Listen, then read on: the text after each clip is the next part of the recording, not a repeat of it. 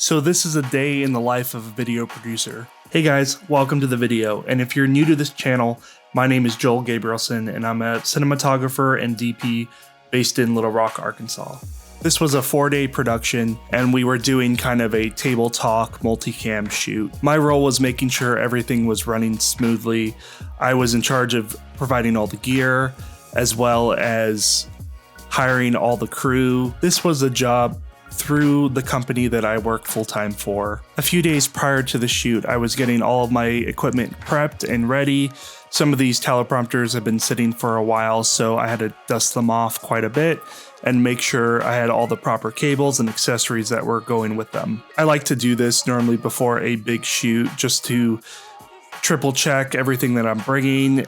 It usually takes about a day to go through everything and every cable, every battery, make sure everything is packed and ready to go. I rented a box truck for this one just with the amount of equipment I was bringing. It was about a 7-hour drive from Little Rock to Brenham. I had no idea where Brenham, Texas was. It's actually in the middle of Houston and Austin, and it's kind of more rural. There's not a whole lot there, but it is home to Bluebell ice cream. I always have to stop at my favorite gas station, Buc-ee's. If you're not familiar with it, you gotta go. You gotta stop by one day. It's an experience for sure.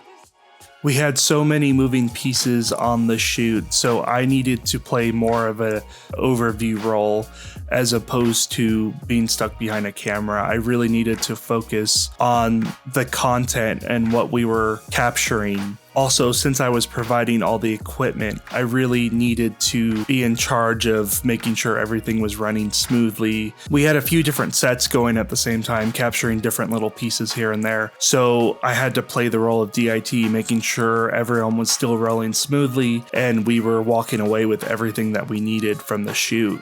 It's always fun having a bigger crew. I hired a friend of mine who is a DP based in North Carolina. His name's Jeremiah McLamb. I'll go ahead and link his website in the description below. But yeah, I've worked with him for a very long time, and he is an amazing DP and cinematographer. We also had a mixed crew, some people from North Carolina, some people locally in Houston, and a couple people from Little Rock as well. I think overall it turned out really well. We were shooting with the Sony FS5s, 4K S-Log 3. We were set up in a cool ranch location in the middle of Brenham. This is a breakdown of the setup that we had going. We were using 4 Sony FS5 cameras, 1 on sticks, 1 on Dana Dolly here. Then we had an additional 2 cameras set up over on this side of the screen.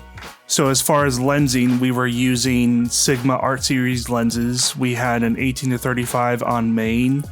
On the Dolly, we had an additional 18-35. And then on these 2 cameras here, we had the 50-100. We were also running all the cameras via SDI to a director's monitor in the back. As far as lighting, we knew we had to have an even spread across the whole table. What we originally planned on doing was setting up some sort of frame here, but once we got into the space, we realized there was not enough distance between the table and where we needed the frame to be. So what we ended up doing was we utilized this chandelier piece that they had. It was more of a square and it lined up perfectly with the table, but we ended up just draping a 6x6 across the chandelier using some just basic grip clips to secure it. And then we had a menace arm rigged up and the actual stand was off frame, but we had a Forza 300 shooting into this frame to give us a nice even spread across the whole table. This was the majority of our lighting here. We also had, for an additional fill, an Astra 6x shooting through a Chimera softbox. In the fireplace here, we used an Aperture P60 with a fire flicker effect in the fireplace. You can't really see it in this frame, but we also had another light back here. I believe it was a 1200 HMI shooting through this window back here and lighting up a little bit of this area as well. So there's a lot going on, but we definitely tried to keep everything pretty minimal.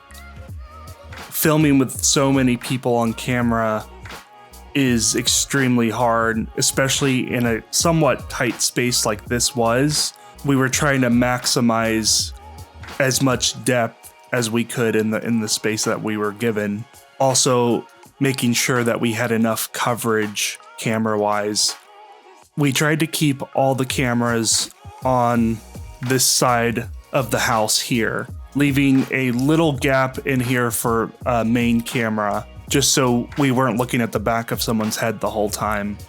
Ideally, shooting in a 360 space like this, I would have wanted another camera back here, but it just wasn't practical with coverage. So the Dana Dolly really had to pick off shots of these people sitting here. So audio was definitely a challenge in this production as well. We had a total of 6 lavs running at the same time, but obviously there's way more people than we had lavaliers, and we didn't want to do a handheld mic or a boom mic or anything like that. It would kind of ruin the shot. So what we ended up doing was there was a total of 6 segments, and before every segment we would determine who was going to be part of the conversation. So we had 2 microphones on the 2 main speakers here, the main talent here. And then we had an additional 4 microphones where we would mic up an additional 4 people who were going to speak to each segment. That also helped us with coverage because we knew exactly who we were going to pick off during each segment. We were using 2 Sennheiser AVX packs on the main talent running a wire, and the other 4 we had the Pico Stream microphones that were just like the clip-on microphones. We had 2 of those units, so it was a total of 6 microphones. And we had a audio board back here that had a Zoom L12 that we were running all the audio into. And then from the Zoom L12, we were able to run an XLR stereo channel to each camera.